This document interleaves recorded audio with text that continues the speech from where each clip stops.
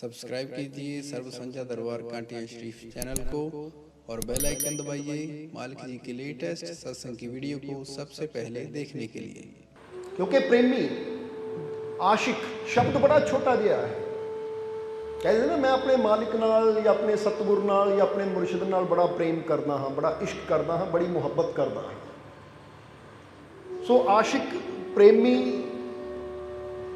शब्द देखने को बड़ा छोटा जिहा लगता है, पर इश्क का रुतबा बड़ा उच्चा है। ताही तो एक शब्द अंदर भी आता है, इश्क का रुतबा इश्क ही जाने, समझ सके ना लोग दीवाने। दीवाने का मतलब होंदा जिहदी सुध बुध ना होवे। जिद्दां बंदा कहंदा ना पागल, इनू खाण पाण की होश ही नहीं है, उन्होंने दीवाना कहा जाता है। वो कहते जो दुनिया के पिछे पागल होवे वो इश्क के रुतबे नू की जाने, क्योंकि इश्क का रुतबा इश्क ही जाने। ये तो कोई आशिक ही जान सकता है, जिहदे अंदर मुहब्बत होंदी है, प्रेम होंदा है। उन्हें ही पता होंदा है कि वो अपने यार की खुशी की खातर, अपने महबूब की खुशी की खातर की कुछ कर सकता है। इत्थे सानू हज़रत अबू बकर के जीवन का एक बड़ा प्यारा किस्सा याद आ गया। हज़रत अबू बकर जदों हजूर मुहम्मद सल्लल्लाहु अलैहि वसल्लम यानी हजूर मुहम्मद की जदों वफात हुई तो हज़रत अबू बकर खलीफा बने। हज़रत अबू बकर के जीवन का ही जो कि पहले खलीफा से, ये बड़ा प्यारा किस्सा है। ये वाकया है कि जदों हजूर मुहम्मद मक्के तो मदीने आए हिजरत करके यानी कि मक्के के लोगों ने इन्नियां परेशानियां खड़ियां कर दित्तियां कि हजूर का घरों निकलना भी मुश्किल हो गया सी। पूरा मक्के के बड़े बड़े सरदार हजूर नू खत्म करना चाहते सी, कतल करना चाहते सी। फिर परमात्मा की आवाज़ आई, यानी वो खुदा का हुक्म होया कि ऐ मेरे प्यारे नबी, हुण वक्त आ गया है, समा आ गया है, तू मक्के नू छड्ड के मदीने चला जा। जदों अपने रब के हुक्म नू पूरा करदे हुए हजूर ने मक्के तो मदीने की तरफ हिजरत की, उन्होंने हिजरत किया जाता है। जदों मक्के तो मदीने का सफ़र किया तो उस वेले हजूर दे नाल कौन सी? उन्होंने प्यारे सहाबी हज़रत अबू बकर। हुण इस हिजरत दे विच यानी इस सफ़र दे विच काफ़ी परेशानियों का सामना करना पिया, पर जदों हजूर मदीने पहुँच गए और मदीने दे विच हजूर दा नाम चारों तरफ फैलना शुरू हो गया।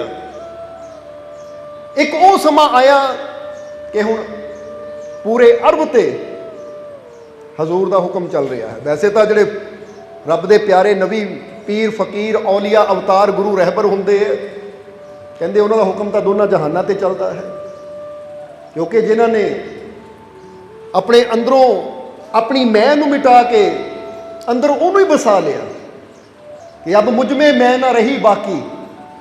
कहते ना जब मुझ में मैं ना रही बाकी फिर बंदा कीते मौला की। फिर तो बंदे और मौला च कोई फर्क ही नहीं रह जाता जो बंदा अपनी अंदरों मैं नू मिटा दिंदा है।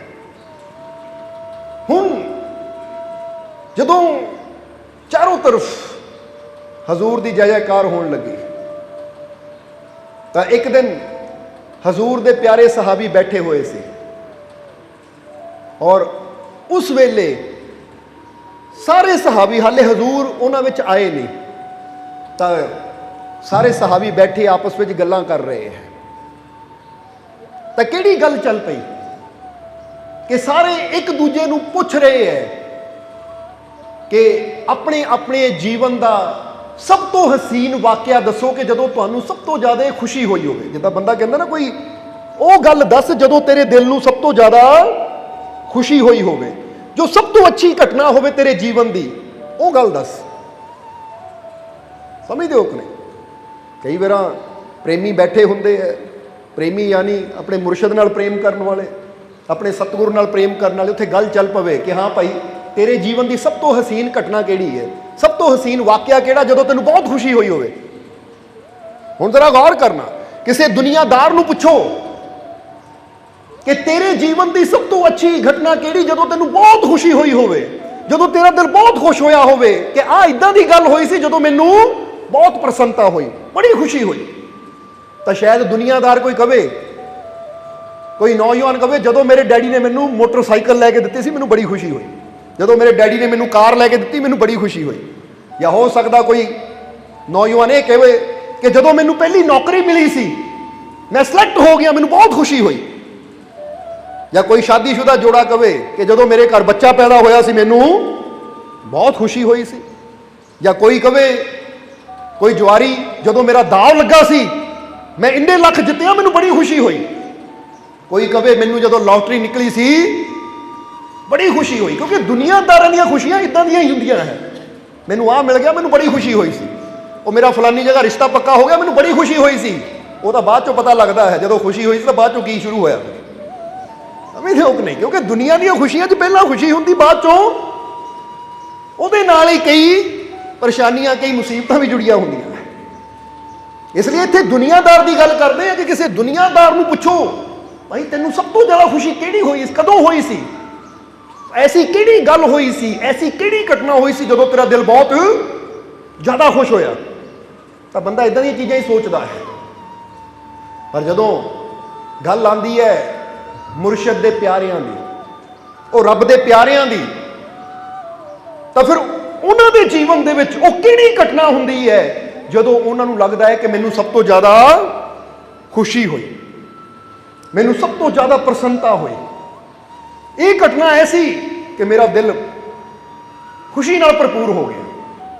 ਸੋ ਉਸ ਵੇਲੇ ਹਜ਼ੂਰ ਦੇ ਸਹਾਬੀ ਇੱਕ ਦੂਜੇ ਨੂੰ ਬਸ ਇਹੀ ਪੁੱਛ ਰਹੇ ਸੀ। ਤਾਂ ਸਾਰੇ ਆਪਣੇ ਆਪਣੇ ਜੀਵਨ ਦੀ ਘਟਨਾ ਦੱਸ ਰਹੇ ਹੈ। ਤਾਂ ਜਦੋਂ ਹਜ਼ਰਤ ਅਬੂ ਬਕਰ ਦੀ ਬਾਰੀ ਆਈ ਤਾਂ ਉਸ ਵੇਲੇ ਜਦੋਂ ਅਬੂ ਬਕਰ ਨੂੰ ਪੁੱਛਿਆ ਕਿ ਹਜ਼ਰਤ ਤੁਸੀਂ ਵੀ ਦੱਸੋ ਕਿ ਤੁਹਾਡੇ ਜੀਵਨ 'ਚ ਤੁਸੀਂ ਸਭ ਤੋਂ ਜ਼ਿਆਦਾ ਖੁਸ਼ ਕਿਸ ਸਮੇਂ ਹੋਏ ਸੀ, ਸਭ ਤੋਂ ਜ਼ਿਆਦਾ ਖੁਸ਼ੀ ਦੀ ਕਿਹੜੀ ਗੱਲ ਹੋਈ ਸੀ ਤੁਹਾਡੇ ਜੀਵਨ 'ਚ ਜਦੋਂ ਤੁਹਾਨੂੰ ਬਹੁਤ ਜ਼ਿਆਦਾ ਪ੍ਰਸੰਨਤਾ ਹੋਈ। ਤਾਂ ਉਸ ਲਈ ਹਜ਼ਰਤ ਅਬੂ ਬਕਰ ਨੇ ਜਦੋਂ ਉਹਨਾਂ ਪੁੱਛਿਆ ਤਾਂ ਹਜ਼ਰਤ ਅਬੂ ਬਕਰ ਮੁਸਕਰਾਏ, ਕਹਿੰਦੇ ਅੱਜ ਤੂੰ ਮੇਰੇ ਦਿਲ ਦੀ ਤਾਰ ਛੇੜ ਦਿੱਤੀ ਹੈ ਕਿ ਮੈਨੂੰ ਪੁੱਛਦਾ ਹੈ ਸਭ ਤੋਂ ਜ਼ਿਆਦਾ ਖੁਸ਼ੀ, ਸਭ ਤੋਂ ਜ਼ਿਆਦਾ ਆਨੰਦ, ਸਭ ਤੋਂ ਜ਼ਿਆਦਾ ਪ੍ਰਸੰਨਤਾ ਮੈਨੂੰ ਕਦੋਂ ਹੋਈ ਸੀ। ਤਾਂ ਮੈਨੂੰ ਅੱਜ ਉਹ ਘਟਨਾ ਯਾਦ ਆ ਗਈ ਕਿ ਮੇਰੇ ਦਿਲ ਦੀ ਤਾਰ ਛਿੜ ਗਈ। ਔਰ ਵਾਕਈ ਉਹਨਾਂ ਦੇ ਚਿਹਰੇ ਤੇ ਉਹ ਮੁਸਕਰਾਹਟ, ਉਹ ਖੁਸ਼ੀ ਨਜ਼ਰ ਵੀ ਆ ਰਹੀ ਹੈ। ਕਈ ਵਾਰ ਹੁੰਦਾ ਨਾ ਬੰਦਾ ਖੁਸ਼ੀ ਦੀ ਗੱਲ ਯਾਦ ਕਰਦਾ ਤਾਂ ਯਾਦ ਕਰਦਿਆਂ ਕਰਦਿਆਂ ਮੁਸਕਰਾ ਪੈਂਦਾ ਹੈ। ਤਾਂ ਕੋਈ ਦੂਸਰਾ ਬੈਠਾ ਪੁੱਛ ਲੈਂਦਾ ਹੈ ਕਿ ਭਾਈ ਬੜਾ ਹੱਸ ਰਿਹਾ, ਕੀ ਗੱਲ ਹੋਈ, ਮੁਸਕਰਾ ਰਿਹਾ, ਉਹ ਮੈਨੂੰ ਕੋਈ ਗੱਲ ਯਾਦ ਆ ਗਈ। ਹੁਣ ਇੱਥੇ ਤਾਂ ਗੱਲ ਹੀ ਮੁਰਸ਼ਿਦ ਨਾਲ ਜੁੜੀ ਸੀ। ਇਸ ਲਈ ਹਜ਼ਰਤ ਅਬੂ ਬਕਰ ਨੇ ਕਿਹਾ ਕਿ ਮੇਰੇ ਦਿਲ ਦੀਆਂ ਤਾਰਾਂ ਛੇੜ ਦਿੱਤੀਆਂ ਤੂੰ। ਅੱਜ ਮੈਨੂੰ ਉਹ ਘਟਨਾ ਇੱਕ ਵਾਰ ਫਿਰ ਮੈਨੂੰ ਯਾਦ ਆ ਗਈ ਜਦੋਂ ਮੈਨੂੰ ਸਭ ਤੋਂ ਜ਼ਿਆਦਾ ਪ੍ਰਸੰਨਤਾ ਹੋਈ ਸੀ, ਜਦ ਸਭ ਤੋਂ ਜ਼ਿਆਦਾ ਖੁਸ਼ੀ ਹੋਈ ਸੀ। ਤਾਂ ਉਹਨਾਂ ਨੇ ਕਿਹਾ ਹਜ਼ਰਤ ਉਹ ਕਿਹੜੀ ਘਟਨਾ ਸੀ, ਸਾਨੂੰ ਵੀ ਦੱਸੋ। ਤਾਂ ਉਸ ਲਈ ਹਜ਼ਰਤ ਅਬੂ ਬਕਰ ਦੱਸਦੇ ਹੈ, ਹੁਣ ਦੇਖਣਾ ਇੱਕ ਆਸ਼ਿਕ ਨੂੰ ਸਭ ਤੋਂ ਜ਼ਿਆਦਾ ਖੁਸ਼ੀ ਕਦੋਂ ਹੁੰਦੀ ਹੈ ਔਰ ਕੀ ਕਰਕੇ ਹੁੰਦੀ ਹੈ। ਜਿੱਦਾਂ ਅਸੀਂ ਦੁਨੀਆ ਦੀ ਮਿਸਾਲ ਦਿੱਤੀ, ਦੁਨੀਆ ਨੂੰ ਖੁਸ਼ੀ ਹੁੰਦੀ ਕੁਝ ਪ੍ਰਾਪਤ ਕਰਕੇ। ਮੈਨੂੰ ਆਹ ਚੀਜ਼ ਮਿਲੀ ਮੈਂ ਬਹੁਤ ਖੁਸ਼ ਹੋਇਆ, ਮੈਨੂੰ ਨੌਕਰੀ ਮਿਲੀ ਮੈਂ ਬਹੁਤ ਖੁਸ਼ ਹੋਇਆ, ਮੈਨੂੰ ਬੱਚਾ ਮਿਲਿਆ, ਪਤਨੀ ਮਿਲੀ, ਪਤੀ ਮਿਲਿਆ, ਮੈਨੂੰ ਸੰਸਾਰ ਦਾ ਆਹ ਪਦਾਰਥ ਮਿਲਿਆ, ਮੈਂ ਬਹੁਤ ਖੁਸ਼ ਹੋਇਆ। ਦੁਨੀਆਦਾਰ ਦੀ ਖੁਸ਼ੀ ਹਮੇਸ਼ਾ ਮਿਲਣ ਤੇ ਹੁੰਦੀ ਹੈ। ਜਦੋਂ ਲਾਟਰੀ ਨਿਕਲਦੀ ਤਾਂ ਕੀ ਮਿਲਦਾ ਹੈ, ਬੰਦਾ ਕਹਿੰਦਾ ਪੈਸਾ ਮਿਲਿਆ ਮੈਂ ਬਹੁਤ ਖੁਸ਼ ਹੋਇਆ, ਮਿਲਦਾ ਹੈ ਨਾ ਕੁਛ, ਫੇਰ ਹੀ ਬੰਦਾ ਕਹਿੰਦਾ ਨਾ ਮੈਂ ਖੁਸ਼ ਹੋਇਆ। ਪਰ ਇੱਕ ਆਸ਼ਿਕ ਦੀ ਖੁਸ਼ੀ ਕੱਚ ਹੈ। ਆਸ਼ਿਕ ਦੀ ਖੁਸ਼ੀ ਇਹ 'ਚ ਨਹੀਂ ਹੈ ਕਿ ਮੈਨੂੰ ਕੀ ਮਿਲਿਆ, ਮੈਨੂੰ ਕੀ ਹਾਸਲ ਹੋਇਆ। ਆਸ਼ਿਕ ਦੀ ਖੁਸ਼ੀ ਹੁੰਦੀ ਹੈ, ਇੱਕ ਪਿਆਰੇ ਦੀ ਖੁਸ਼ੀ ਹੁੰਦੀ ਹੈ ਕਿ ਮੈਂ ਆਪਣੇ ਮਹਿਬੂਬ ਦੀ ਖਾਤਰ ਕੀ ਕੀਤਾ। ਥੋੜਾ ਗੌਰ ਕਰ। ਹੁਣ ਹਜ਼ਰਤ ਅਬੂ ਬਕਰ ਦੱਸਦੇ ਆ ਕਿ ਜਦੋਂ ਹਜ਼ੂਰ ਮੱਕੇ ਤੋਂ ਹਿਜਰਤ ਕਰਕੇ ਮਦੀਨਾ ਆ ਰਹੇ ਸੀ ਤਾਂ ਮੈਂ ਹਜ਼ੂਰ ਦੇ ਨਾਲ ਸੀ।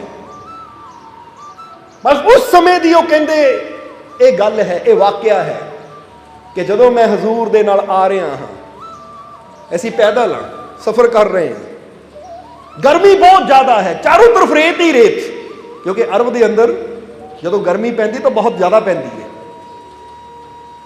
ਕਿ ਹਜ਼ੂਰ ਚਲੇ ਜਾ ਰਹੇ ਹੈ, ਮੈਂ ਵੀ ਹਜ਼ੂਰ ਦੇ ਪਿੱਛੇ ਪਿੱਛੇ ਨਾਲ ਨਾਲ, ਔਰ ਮੈਂ ਦੇਖ ਰਿਹਾ ਹਾਂ ਕਿ ਗਰਮੀ ਦੇ ਕਾਰਨ ਹਜ਼ੂਰ ਦੇ ਚਿਹਰੇ ਤੇ ਪਸੀਨਾ ਆ ਰਿਹਾ ਹੈ। पूरा जिसम उन्होंने पसीने नाल भिजिया होया है। तो मेरा दिल अंदरों बड़ा परेशान हो रहा है, पर हालात इदां दे कि दूर दूर तक रेत है, रेतले पहाड़ है, कोई हरियाली नहीं है।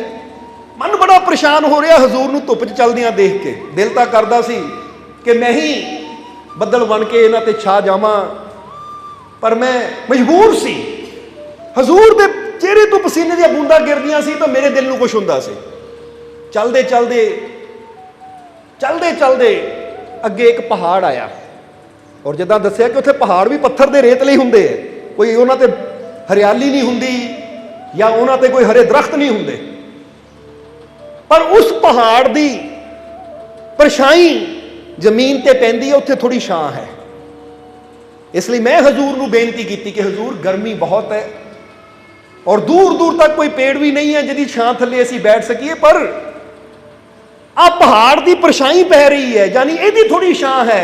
अगर हजूर थोड़ी डेरे दे थल्ले आराम कर लैन तो मेरे मन नूं सुकून आ जाएगा।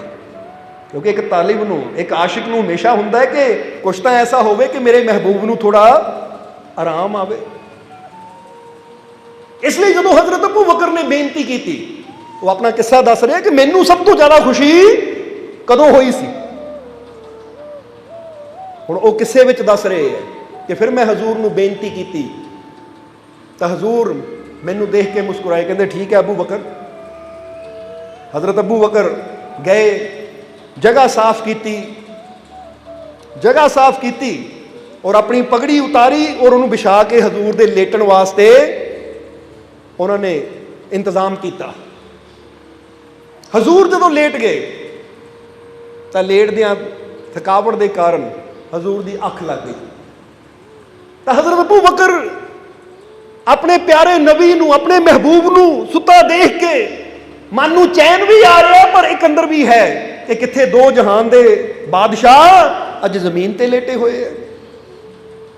क्योंकि मुर्शद की अहमियत या मुर्शद का रुतबा ये तो ਉਹਦੇ आशिक ही जान सकते। कहते या तो खुदा नूं पता हुंदा कि मेरे प्यारे का रुतबा की है, तो या ਉਹਦੇ ਨਾਲ प्रेम करने वाले उन्होंने आशिकां नूं।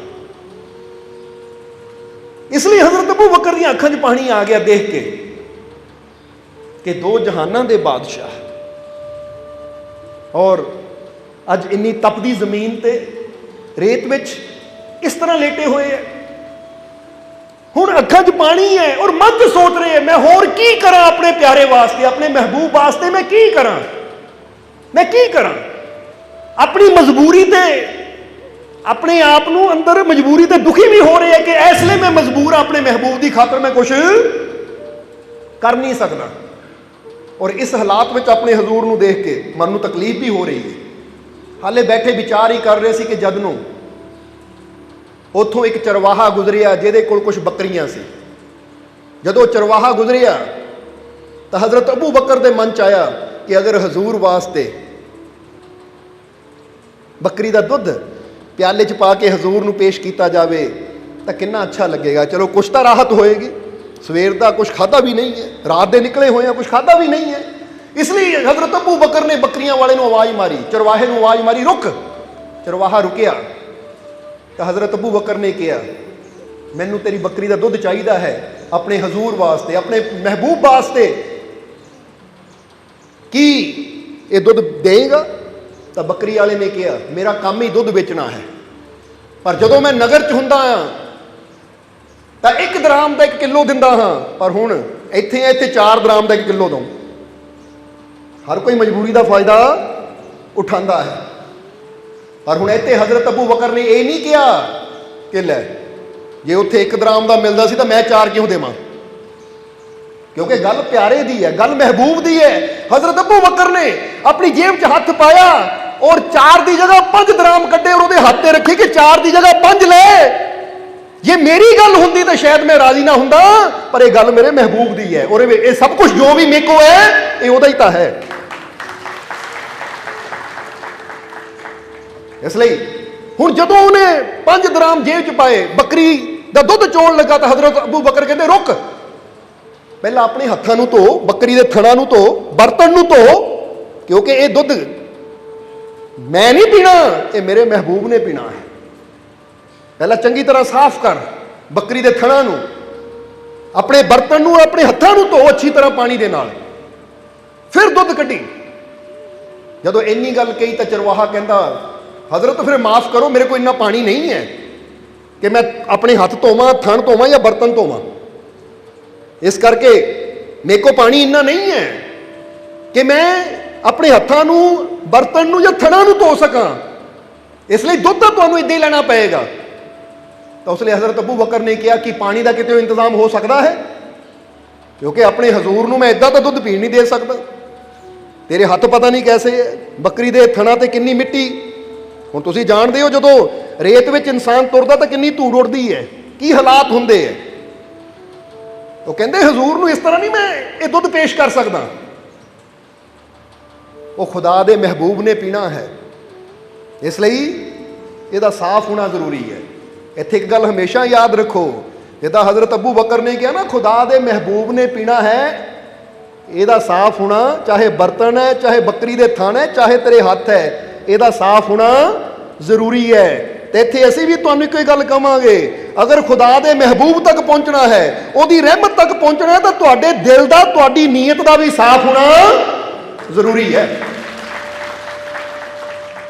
ਜਿੱਦਾਂ ਹਜ਼ਰਤ ਅਬੂ ਬਕਰ ਨੇ ਕਿਹਾ ਨਾ, ਜਿਹੜਾ ਬਰਤਨ ਗੰਦਾ ਹੈ, ਜੇ ਬੱਕਰੀ ਦੇ ਥਣ ਗੰਦੇ, ਤੇਰੇ ਹੱਥ ਗੰਦੇ, ਤਾਂ ਇਹ ਚੀਜ਼ ਮੇਰੇ ਮਹਿਬੂਬ ਦੇ ਲਾਇਕ ਨਹੀਂ ਹੈ। ਤਾਂ ਜੇ ਇਨਸਾਨ ਦੀ ਨੀਅਤ ਗੰਦੀ ਹੈ, ਇਨਸਾਨ ਦਾ ਕਲਬ ਗੰਦਾ ਹੈ, ਕਲਬ ਯਾਨੀ ਦਿਲ ਹੀ ਮੈਲਾ ਹੈ, ਤਾਂ ਫਿਰ ਸਮਝ ਲਓ ਉਹ ਇਨਸਾਨ ਵੀ ਆਪਣੇ ਮਹਿਬੂਬ ਪਰਮਾਤਮਾ ਪ੍ਰਭੂ ਦੇ, ਉਹ ਖੁਦਾ ਦੇ ਲਾਇਕ ਨਹੀਂ ਹੈ। ਇਸ ਲਈ ਉੱਥੇ ਸਭ ਤੋਂ ਪਹਿਲਾਂ ਕਿਹੜੀ ਚੀਜ਼ ਜ਼ਰੂਰੀ ਹੈ?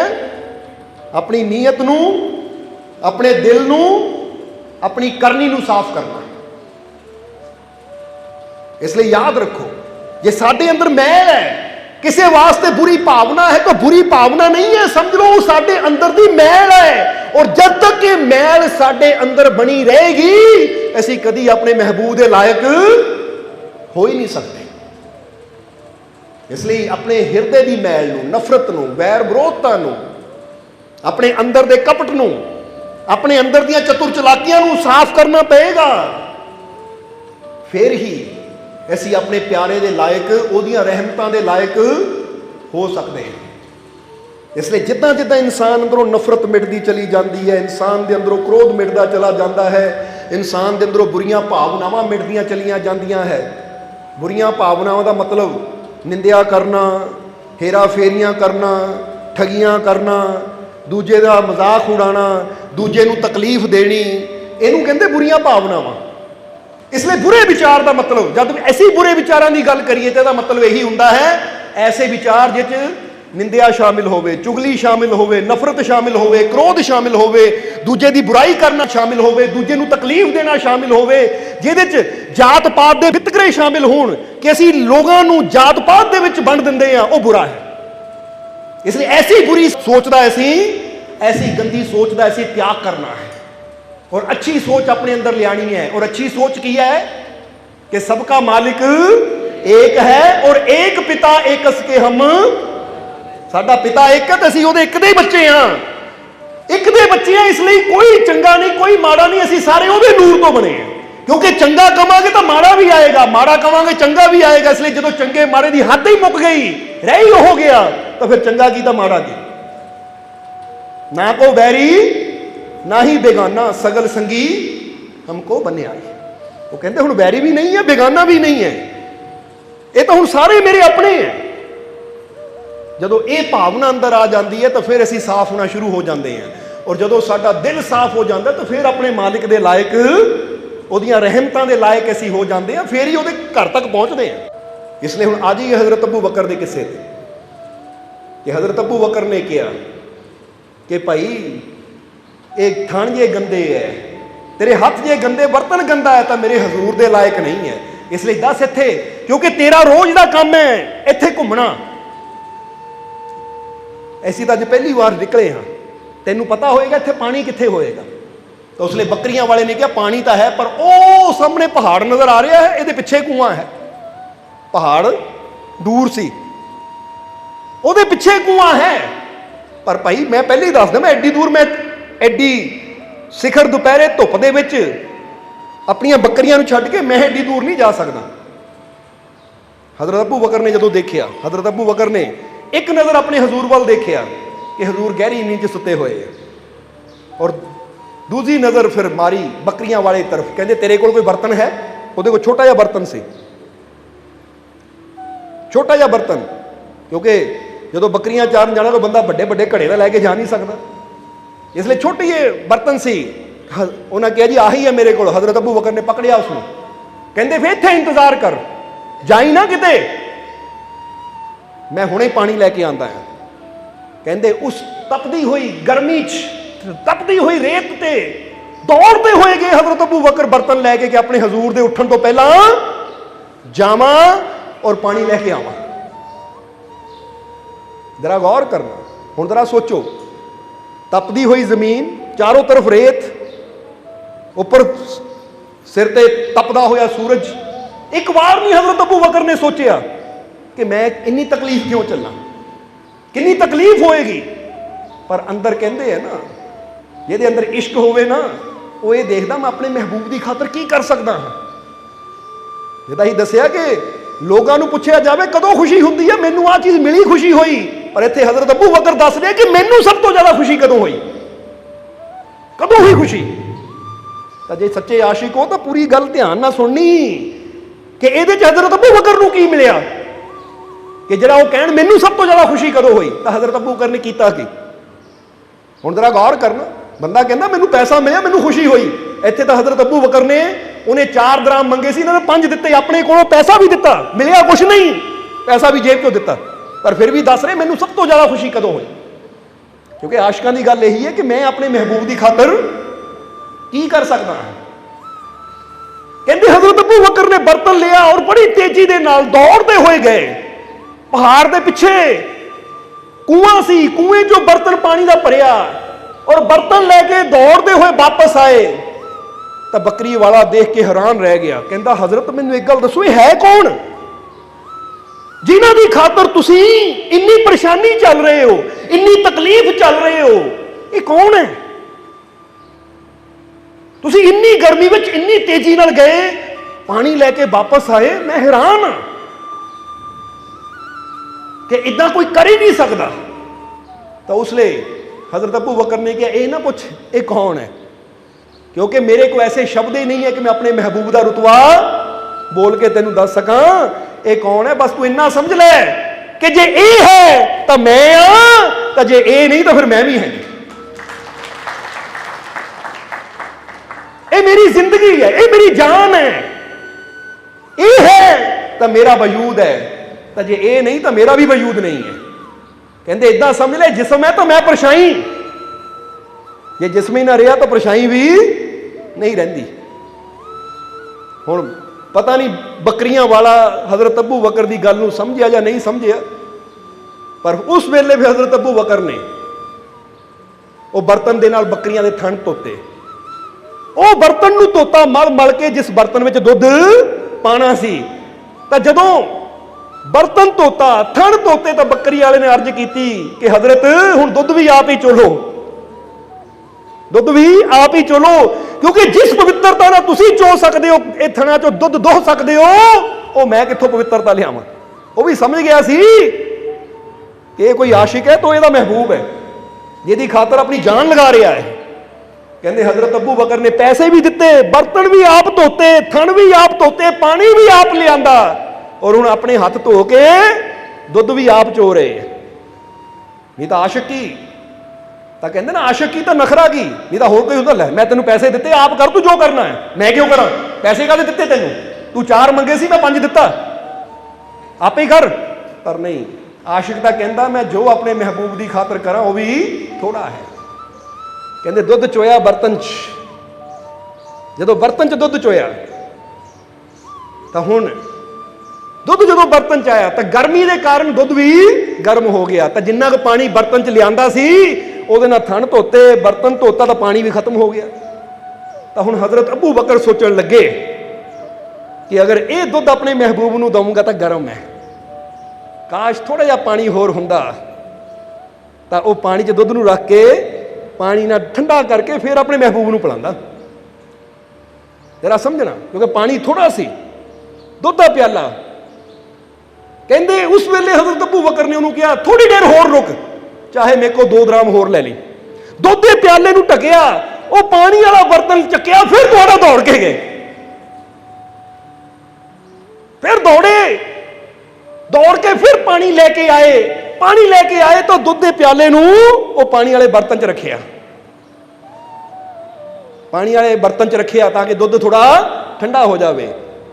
ਹੁਣ ਜਦੋਂ ਦੁੱਧ ਠੰਡਾ ਹੋ ਰਿਹਾ ਹੈ ਤਾਂ ਨਾਲੇ ਹਜ਼ਰਤ ਅਬੂ ਬਕਰ ਆਪਣੇ ਮਹਿਬੂਬ ਵੱਲ ਦੇਖ ਰਹੇ ਹੈ, ਔਰ ਨਾਲੇ ਦੁੱਧ ਵੱਲ ਦੇਖ ਰਹੇ, ਤਾਂ ਮਨ 'ਚ ਕੀ ਸੋਚ ਰਹੇ ਹੈ ਕਿ ਹੁਣ ਦੁੱਧ ਠੰਡਾ ਤਾਂ ਹੋ ਚੁੱਕਾ ਹੈ, ਪਰ ਕਿਤੇ ਇਹ ਨਾ ਹੋਵੇ ਮੇਰੇ ਮਹਿਬੂਬ ਦੀ ਅੱਖ ਹੀ ਨਾ ਖੁੱਲੇ ਤਾਂ ਦੁੱਧ ਫੇਰ ਗਰਮ ਹੋ ਜਾਵੇ, ਕਿਉਂਕਿ ਆਖਿਰ ਪਾਣੀ ਵੀ ਕਿੰਨੀ ਦੇਰ ਠੰਡਾ ਰਹੇਗਾ, ਵਾਤਾਵਰਨ 'ਚ ਠੰਡਾ ਪਾਣੀ ਵੀ ਰੱਖ ਦਿਓ ਤਾਂ ਉਹ ਵੀ ਗਰਮ ਹੋਣਾ ਸ਼ੁਰੂ ਹੋ ਜਾਂਦਾ ਹੈ। ਹੁਣ ਮੈਂ ਉਠਾ ਵੀ ਨਹੀਂ ਸਕਦਾ ਆਪਣੇ ਮਹਿਬੂਬ ਨੂੰ ਕਿ ਮਹਿਬੂਬਾ ਉੱਠ ਔਰ ਦੁੱਧ ਪੀ ਲੈ, ਕਿਉਂਕਿ ਇੰਨੀ ਹਿੰਮਤ ਕਿੱਥੇ ਆਸ਼ਕ ਦੀ ਕਿ ਮਹਿਬੂਬ ਦੇ ਆਰਾਮ 'ਚ ਖਲਲ ਪਾਵੇ। ਹੁਣ ਮਨ 'ਚ ਸੋਚ ਰਹੇ ਹੈ ਕਿ ਪਤਾ ਨਹੀਂ ਮੇਰੇ ਨਬੀ ਨੇ ਕਦੋਂ ਉੱਠਣਾ ਹੈ, ਕਿਤੇ ਦੁੱਧ ਫਿਰ ਗਰਮ ਨਾ ਹੋ ਜਾਵੇ। ਤਾਂ ਹੁਣ ਜ਼ਰਾ ਗੌਰ ਕਰਨਾ, ਹਾਲੇ ਸੋਚ ਰਹੇ ਕਿ ਹੁਣ ਦੁੱਧ ਠੰਡਾ ਹੋ ਚੁੱਕਾ ਹੈ, ਹੁਣ ਤਾਂ ਨਬੀ ਆਪਣੀਆਂ, ਮੇਰਾ ਮਹਿਬੂਬ ਆਪਣੀਆਂ ਅੱਖਾਂ ਖੋਲੇ ਔਰ ਇਹ ਦੁੱਧ ਦਾ ਘੁੱਟ ਪੀ ਲਾਵੇ। ਹੁਣ ਇੱਕ ਆਸ਼ਿਕ ਦੇ ਦਿਲ ਦੇ ਵਿੱਚ ਤਾਰ ਛਿੜੇ ਤਾਂ ਇਹ ਕਿੱਦਾਂ ਹੋ ਸਕਦਾ ਮਹਿਬੂਬ ਨੂੰ ਪਤਾ ਨਾ ਲੱਗੇ। ਹਜ਼ਰਤ ਅਬੂ ਬਕਰ ਦੇ ਅੰਦਰ ਆਵਾਜ਼ ਆਈ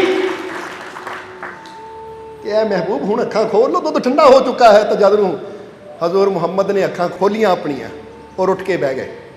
ਇੱਥੋਂ ਪਤਾ लगता है कि दिल को जब दिल की राह होती है आशिकी तब निवाह होती है, फिक्र कांटों की वो नहीं करते जिनको फूलों की चाह होती है। जिन्हां दा ध्यान फुल्लां वल होवे ना वो कंडियां दी फिक्र नहीं करते। इसी तरह जिहदा ध्यान अपने मुर्शद दियां मुस्कुराहटां रूपी फुल्लां ते होवे, खुशियां रूपी फुल्लां ते होवे, वो फिर रस्ते दे कंडियां दी परवाह नहीं करता, मुसीबतां दी परवाह नहीं करता। वो तां कहंदा बस मुसीबतां चाहे लखां ही आ जान पर मैं उस मंजिल तक पहुँच जावां जिथे मैं उसकी मुस्कुराहट, उसकी खुशी देख लवां, क्योंकि उसकी खुशी इंसान दियां सारियां रुकावटां, सारियां थकावटां, सारियां परेशानियां, सारियां तकलीफां नूं उसदी एक मुस्कुराहट ही दूर कर दिंदी है। देखिया माँ 9 महीने बच्चे नूं पेट च रखदी, कितनियां तकलीफां चलदी है, पर जिद्दां ही बच्चा जन्म लैंदा है माँ उहनूं देखदी है तो उसदियां सारियां तकलीफां 1 मिनट च ही खत्म हो जांदियां है। ਜਦੋਂ ਗੱਲ ਮੁਰਸ਼ਦ ਦੀ ਆਉਂਦੀ ਹੈ ਉਹ ਤਾਂ ਗੱਲ ਹੀ ਬਹੁਤ ਬੜੀ ਹੁੰਦੀ ਹੈ, ਕਿਉਂਕਿ ਉਹ ਤਾਂ ਗੱਲ ਹੀ ਰੂਹ ਦੀ ਹੁੰਦੀ ਹੈ। ਹਜ਼ੂਰ ਨੇ ਅੱਖਾਂ ਖੋਲੀਆਂ, ਮੁਸਕਰਾ ਕੇ ਆਪਣੇ ਪਿਆਰੇ ਸਹਾਬੀ ਅਬੂ ਬਕਰ ਦੀ ਤਰਫ ਦੇਖਿਆ। ਹਜ਼ਰਤ ਅਬੂ ਬਕਰ ਦੇ ਚਿਹਰੇ ਤੇ ਵੀ ਮੁਸਕਰਾਹਟ ਆ ਗਈ ਕਿ ਸ਼ੁਕਰ ਹੈ ਦੁੱਧ ਠੰਡਾ ਹੈ ਤਾਂ ਮੇਰੇ ਨਬੀ ਨੇ ਅੱਖਾਂ ਖੋਲਤੀਆਂ। ਪਿਆਲਾ ਲੈ ਕੇ ਦੁੱਧ ਦਾ ਹਜ਼ੂਰ ਦੇ ਕੋਲ ਗਏ। ਹਜ਼ੂਰ ਨੇ ਉਹ ਪਿਆਲਾ ਪਕੜਿਆ ਔਰ ਜਦੋਂ ਪਹਿਲਾ ਕੋਟੋ ਪਿਆਲੇ ਚੋਂ ਭਰਿਆ ਨਾ ਤਾਂ ਹਜ਼ਰਤ ਅਬੂ ਬਕਰ ਨੇ ਦਿਲ ਤੇ ਹੱਥ ਰੱਖ ਲਿਆ, ਅੱਖਾਂ 'ਚ ਪਾਣੀ ਆ ਗਿਆ, ਪਰ ਚਿਹਰੇ ਤੇ ਇੱਕ ਬੜੀ ਮੁਸਕਰਾਹਟ ਆ ਗਈ ਕਿ ਮੇਰੀ ਮਿਹਨਤ ਸਫਲ ਹੋ ਗਈ। ਵਾਹ, ਇਸ ਤੋਂ ਜ਼ਿਆਦਾ ਆਨੰਦ ਦੀ ਘੜੀ ਤਾਂ ਹੋਰ ਕੋਈ ਹੋ ਹੀ ਨਹੀਂ ਸਕਦੀ। ਹਜ਼ਰਤ ਅਬੂ ਬਕਰ ਕਹਿੰਦੇ ਤੂੰ ਪੁੱਛਦਾ ਹੈ ਸਭ ਤੋਂ ਜ਼ਿਆਦਾ ਖੁਸ਼ੀ ਕਦੋਂ ਮਿਲੀ, ਸਭ ਤੋਂ ਜ਼ਿਆਦਾ ਦਿਲ ਕਦੋਂ ਖੁਸ਼ ਹੋਇਆ?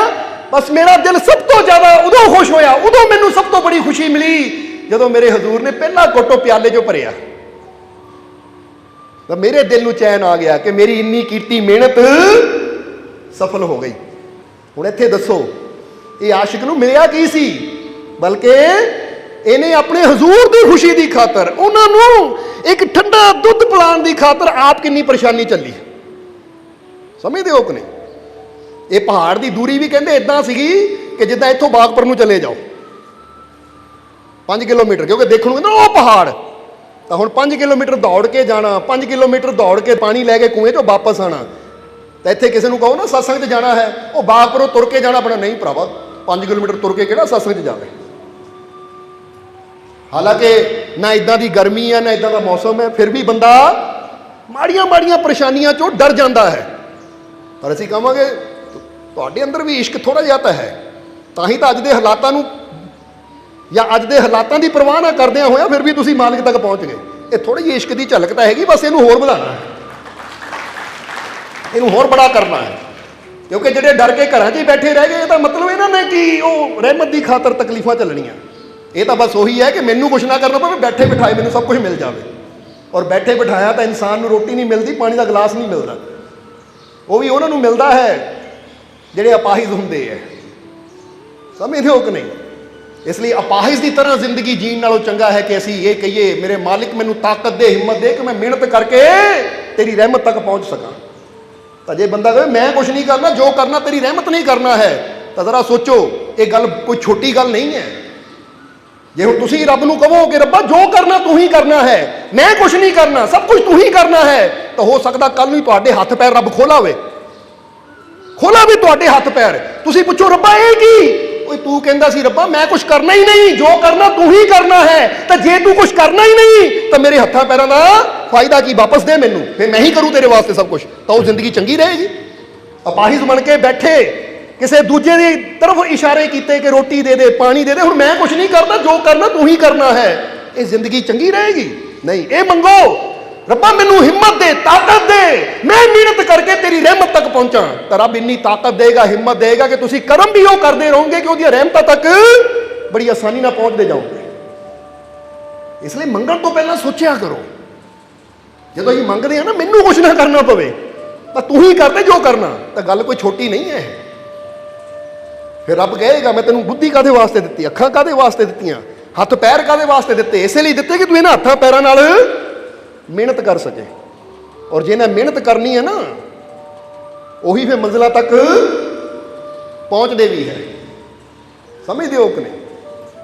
ਕਿਉਂਕਿ ਜਿਹਦੇ ਹੱਥ ਪੈਰ ਸਲਾਮਤ ਹੈ, ਜਿਹਨੂੰ ਆਪਣੇ ਮਾਲਿਕ ਤੇ ਵਿਸ਼ਵਾਸ ਹੈ, ਬੜੀਆਂ ਬੜੀਆਂ ਚੜ੍ਹਾਈਆਂ ਚੜ੍ਹਨ ਲੱਗੀਆਂ ਵੀ ਡਰਦਾ ਨਹੀਂ ਹੈ। ਉਹ ਬੁਰੇ ਤੋਂ ਬੁਰੇ ਹਾਲਾਤਾਂ ਦੀ ਵੀ ਪਰਵਾਹ ਕਰਦਾ ਨਹੀਂ ਹੈ। ਉਹ ਤਾਂ ਕਹਿੰਦਾ ਹਾਲਾਤ ਜਿੱਦਾਂ ਦੀ ਮਰਜ਼ੀ ਹੋਣ, ਚੜ੍ਹਾਈਆਂ ਜਿੰਨੀਆਂ ਮਰਜ਼ੀ ਉੱਚੀਆਂ ਹੋਣ, ਮੈਨੂੰ ਆਪਣੇ ਮਾਲਿਕ ਦੀ ਰਹਿਮਤ ਤੇ ਪੂਰਾ ਵਿਸ਼ਵਾਸ ਹੈ ਕਿ ਮੇਰਾ ਮਾਲਿਕ ਮੇਰੇ ਨਾਲ ਹੈ, ਔਰ ਉਹਨੇ ਮੈਨੂੰ ਇਹ ਜੋ ਸਰੀਰ ਦਿੱਤਾ ਹੈ ਨਾ, ਇਹਦੇ ਅੰਦਰ ਉਹੀ ਵਸਦਾ ਹੈ। ਮੈਨੂੰ ਯਕੀਨ ਹੈ ਉਹ ਮੈਨੂੰ ਇੰਨੀ ਤਾਕਤ ਜ਼ਰੂਰ ਦੇਗਾ ਕਿ ਮੇਰੀ ਹਰ ਮੁਸ਼ਕਿਲ ਦੂਰ ਹੋਏਗੀ ਔਰ ਮੈਨੂੰ ਕਾਮਯਾਬੀ ਜ਼ਰੂਰ ਮਿਲੇਗੀ। ਇਹਨੂੰ ਕਹਿੰਦੇ ਵਿਸ਼ਵਾਸ। ਪਰ ਅੱਜ ਇਨਸਾਨ ਆਪਣੇ ਆਪ ਤੇ ਜਾਂ ਆਪਣੇ ਮਾਲਿਕ ਤੇ ਵਿਸ਼ਵਾਸ ਕਰਨ ਦੀ ਬਜਾਏ ਇਨਸਾਨ ਕੋਈ ਕਹਿੰਦਾ ਮੈਂ ਕੀ ਕਰਨਾ ਜੀ, ਮੈਂ ਤਾਂ ਕੁਝ ਕਰ ਹੀ ਨਹੀਂ ਸਕਦਾ, ਜੋ ਕਰਨਾ ਹੈ ਤੂੰ ਹੀ ਕਰਨਾ ਹੈ। ਤਾਂ ਜਦੋਂ ਤੂੰ ਹੀ ਕਰਨਾ ਹੈ ਤਾਂ ਫਿਰ ਤੁਹਾਡੇ ਹੱਥ ਪੈਰ ਇਹ ਤਾਕਤ ਦਾ ਕੀ ਕੰਮ ਕਰ? ਜਿੱਦਾਂ ਕਹਿ ਲਓ ਇੱਕ ਬਾਪ ਬੱਚੇ ਨੂੰ ਮੋਟਰਸਾਈਕਲ ਦਿੰਦਾ ਹੈ ਜਾਂ ਗੱਡੀ ਦਿੰਦਾ ਹੈ, ਤਾਂ ਫਿਰ ਬੱਚਾ ਕਹੇ ਨਹੀਂ ਪਿਤਾ ਜੀ ਮੈਂ ਗੱਡੀ ਮੈਂ ਕੀ ਕਰ, ਤੁਸੀਂ ਕਰਨਾ, ਤੁਸੀਂ ਮੈਨੂੰ ਆਪਣੇ ਕੰਧੇ ਤੇ ਬਿਠਾ ਕੇ ਲਿਜਾਓ ਜਿੱਥੇ ਲੈ ਜਾਣਾ ਹੈ, ਤੁਸੀਂ ਕਰੋ ਜੋ ਕਰਨਾ। ਤਾਂ ਬਾਪ ਨੇ ਕਹਿਣਾ ਗੱਡੀ ਦੀ ਚਾਬੀ ਦੇ ਦੇ ਫਿਰ ਮੈਨੂੰ, ਫਿਰ ਤੇਰੇ ਕਿਸ ਕੰਮ ਦੀ? ਜਦ ਮੈਂ ਹੀ ਕਰਨਾ ਹੈ ਤਾਂ ਫਿਰ ਤੈਨੂੰ ਇਹ ਚੀਜ਼ ਦੇਣ ਦਾ ਫਾਇਦਾ ਕੀ? ਫਿਰ ਛੱਡ ਇਸ ਨੂੰ। ਹੁਣ ਸਮਝ ਲਓ ਸਰੀਰ ਵੀ ਇੱਕ ਸਾਧਨ ਹੈ। ਜੇ ਤੁਸੀਂ ਕਹੋ ਰੱਬਾ ਤੂੰ ਹੀ ਕਰਨਾ, ਮੈਂ ਇਸ ਸਾਧਨ ਦਾ ਇਸਤੇਮਾਲ ਹੀ ਨਹੀਂ ਕਰਨਾ, ਇਸ ਸਾਧਨ ਨਾਲ ਮਿਹਨਤ ਹੀ ਨਹੀਂ ਕਰਨੀ, ਤਾਂ ਰੱਬ ਵੀ ਕਹਿ ਸਕਦਾ ਫਿਰ ਇਹ ਸਾਧਨ ਹੀ ਮੈਨੂੰ ਵਾਪਸ ਕਰ ਦੇ, ਵੀ ਤੇਰੇ ਕਿਸ ਕੰਮ ਦਾ ਭਾਈ? ਸਮਝ ਰਹੇ ਹੋ ਕਿ ਨਹੀਂ? ਇਸ ਲਈ ਇਹ ਮੰਗੋ ਕਿ ਰੱਬਾ ਮੈਨੂੰ ਤਾਕਤ ਦੇ, ਹਿੰਮਤ ਦੇ, ਵਿਸ਼ਵਾਸ ਦੇ, ਯਕੀਨ ਦੇ, ਭਰੋਸਾ ਦੇ, ਤਾਂ ਕਿ ਮੈਂ ਤੇਰੀ ਰਹਿਮਤ ਨੂੰ ਹਾਸਲ ਕਰ ਸਕਾਂ। ਅੱਜ ਬਸ ਐਸਾ ਹੀ ਸਮਝਣਾ ਹੈ, ਆਪਣੇ ਆਪ ਨੂੰ ਰੈਡੀ ਕਰਨਾ ਹੈ, ਆਪਣੇ ਆਪ ਨੂੰ ਤਿਆਰ ਕਰਨਾ ਹੈ, ਕਿਉਂਕਿ ਉਹਦੀ ਰਹਿਮਤ ਕੋਈ ਦੂਰ ਨਹੀਂ ਹੈ, ਬਸ ਥੋੜੀ ਤਿਆਰੀ ਦੀ ਜ਼ਰੂਰਤ ਹੈ। ਔਰ ਐਸਾ ਇਸ਼ਕ ਆਪਣੇ ਅੰਦਰ ਪੈਦਾ ਕਰਨਾ ਹੈ ਕਿ ਜਦੋਂ ਤੁਹਾਨੂੰ ਵੀ ਕੋਈ ਪੁੱਛੇ ਕਿ ਤੇਰੀ ਜ਼ਿੰਦਗੀ ਦਾ ਸਭ ਤੋਂ ਹਸੀਨ ਵਾਕਿਆ ਕਿਹੜਾ ਹੈ, ਸਭ ਤੋਂ ਖੂਬਸੂਰਤ ਘਟਨਾ ਕਿਹੜੀ ਹੈ, ਜਦੋਂ ਤੈਨੂੰ ਸਭ ਤੋਂ ਜ਼ਿਆਦਾ ਖੁਸ਼ੀ ਹੋਈ ਹੋਵੇ, ਤਾਂ ਤੁਸੀਂ ਇਹ ਨਾ ਕਹੋ ਮੈਨੂੰ ਉਦੋਂ ਖੁਸ਼ੀ ਹੋਈ ਸੀ ਜਦੋਂ ਮੈਨੂੰ ਆਹ ਬਾਈਕ ਮਿਲੀ ਸੀ, ਗੱਡੀ ਮਿਲੀ ਸੀ, ਜਦੋਂ ਮੈਨੂੰ ਬਾਹਰਲਾ ਵੀਜ਼ਾ ਮਿਲ ਗਿਆ ਸੀ। ਕਿਉਂਕਿ ਕਈ ਦੇਖਿਆ ਮੈਂ ਬਹੁਤ ਖੁਸ਼ ਹਾਂ, ਵੀਜ਼ਾ ਲੱਗ ਗਿਆ ਕੈਨੇਡਾ ਦਾ, ਵੀਜ਼ਾ ਲੱਗ ਗਿਆ ਅਮਰੀਕਾ ਦਾ। ਹੁਣ ਲੋਕੀ ਬਾਹਰ ਹੀ ਦੇਖਦੇ ਰਹਿੰਦੇ ਹੈ। ਤੁਹਾਡੇ ਅੰਦਰ ਵੀ ਐਸਾ ਇਸ਼ਕ ਹੋਵੇ, ਕੋਈ ਤੁਹਾਨੂੰ ਪੁੱਛੇ ਤਾਂ ਤੁਸੀਂ ਵੀ ਇਹ ਦੱਸ ਸਕੋ ਜਿੱਦਾਂ ਹਜ਼ਰਤ ਅਬੂ ਬਕਰ ਨੇ ਦੱਸਿਆ ਕਿ ਮੈਨੂੰ ਸਭ ਤੋਂ ਜ਼ਿਆਦਾ ਉਦੋਂ ਖੁਸ਼ੀ ਹੋਈ ਜਦੋਂ ਹਜ਼ੂਰ ਨੇ ਪਿਆਲੇ ਚੋਂ ਪਹਿਲਾ ਘੁੱਟ ਭਰਿਆ। ਉਦੋਂ ਮੈਨੂੰ ਖੁਸ਼ੀ ਹੋਈ ਕਿ ਮੇਰੀ ਇੰਨੀ ਮਿਹਨਤ ਸਫਲ ਹੋ ਗਈ ਕਿ ਮੇਰੇ ਮਹਿਬੂਬ ਨੇ ਇੱਕ ਘੁੱਟ ਭਰਿਆ ਤਾਂ ਉਹਨੂੰ ਰਾਹਤ ਮਿਲੀ। ਬਸ ਉਹਨਾਂ ਦੇ ਚਿਹਰੇ ਦੀ ਰਾਹਤ ਦੇਖ ਕੇ, ਉਹਨਾਂ ਦੀ ਮੁਸਕਰਾਹਟ ਦੇਖ ਕੇ ਮੇਰਾ ਦਿਲ ਬਾਗ-ਬਾਗ ਹੋ ਗਿਆ, ਮੇਰਾ ਦਿਲ ਖੁਸ਼ ਹੋ ਗਿਆ। ਇੱਥੇ ਬੰਦਾ ਇਹ ਨਹੀਂ ਦੇ ਮੈਨੂੰ ਕੀ ਮਿਲਿਆ, ਬਲਕਿ ਇਹ ਸੀ ਮੈਂ ਆਪਣੇ ਮਹਿਬੂਬ ਦੀ ਖਾਤਰ ਕੀ ਕੀਤਾ, ਮੈਂ ਆਪਣੇ ਮਹਿਬੂਬ ਦੀ ਖੁਸ਼ੀ ਦੀ ਖਾਤਰ ਕੀ ਕੀਤਾ। ਫਿਰ ਰੁਤਬਾ ਵੀ ਉਹਨਾਂ ਦਾ ਹੀ ਬੁਲੰਦ ਹੁੰਦਾ ਹੈ ਰੱਬ ਦੇ ਘਰ 'ਚ, ਰਹਿਮਤਾਂ ਦੇ ਦਰਵਾਜ਼ੇ ਵੀ ਉਹਨਾਂ ਵਾਸਤੇ ਹੀ ਖੁੱਲਦੇ ਹੈ। ਇਸ ਲਈ ਜੇ ਤਾਂ ਦੁਨੀਆ ਦੇ ਦਰਵਾਜ਼ੇ ਖੁਲਾਣੇ ਆ ਤਾਂ ਯਾਦ ਰੱਖੋ ਦੁਨੀਆ ਦਾ ਦਰਵਾਜ਼ਾ ਖੁੱਲਦਾ ਵੀ ਹੈ ਤਾਂ ਬੰਦ ਵੀ ਬੜੀ ਜਲਦੀ ਹੋ ਜਾਂਦਾ ਹੈ। ਤੁਸੀਂ ਕਿਸੇ ਨੂੰ ਚੰਗਾ ਬੋਲ ਦਿਓ, ਦਰਵਾਜ਼ਾ ਖੁੱਲ ਜਾਏਗਾ, ਮਾੜਾ ਬੋਲ ਦਿਓ ਨਾਲ ਹੀ ਦਰਵਾਜ਼ਾ ਬੰਦ ਹੋ ਜਾਏਗਾ। ਪਰ ਉਹਦੇ ਘਰ ਦੀ ਗੱਲ ਹੀ ਇਹ ਹੈ ਕਿ ਜਦੋਂ ਉਹਦਾ ਦਰਵਾਜ਼ਾ ਖੁੱਲਦਾ ਹੈ ਨਾ ਤਾਂ ਫਿਰ ਕਦੀ ਬੰਦ ਹੁੰਦਾ ਹੀ ਨਹੀਂ ਹੈ, ਇਹ ਤਾਂ ਸਦਾ ਖੁੱਲ੍ਹਾ ਹੀ ਰਹਿੰਦਾ ਹੈ।